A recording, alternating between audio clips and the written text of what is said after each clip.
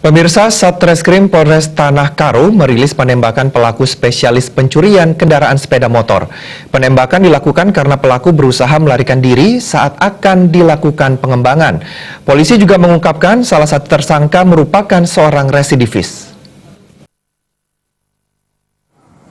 Pada Kamis siang 7 Juni 2018, Satreskrim Polres Tanah Karo merilis penembakan pelaku spesialis pencurian kendaraan sepeda motor berinisial SG yang kerap beraksi di wilayah Kabupaten Karo. Petugas terpaksa melumpuhkan pelaku dengan menghadiahi kaki korban dengan timah panas karena mencoba melarikan diri saat akan dilakukan pengembangan. Selain itu, Satreskrim juga menangkap 2 tersangka pencurian kendaraan sepeda motor yang berdomisili di luar Tanah Karo berinisial A dan D yang datang ke Tanah Karo dengan dalih mencari pekerjaan. Namun setibanya di Tanah Karo, mereka melakukan pencurian sepeda motor. Alat yang digunakan adalah kunci dengan ujung yang pipih. Saat ini barang bukti hasil curian berupa sepeda motor telah diamankan di Mapolres Tanah Karo.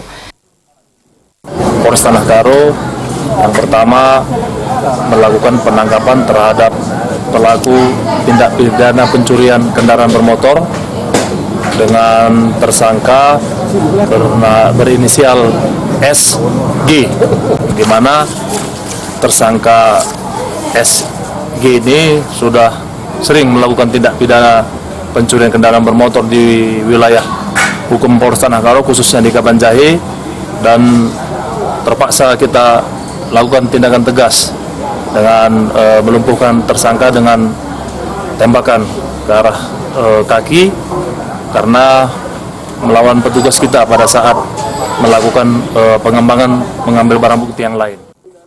Saat ini tersangka masih ditahan di Mapolres Tanah Karo untuk keperluan penyelidikan lebih lanjut.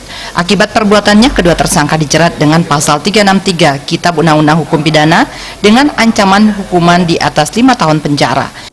Irwansyah Sitepu melaporkan.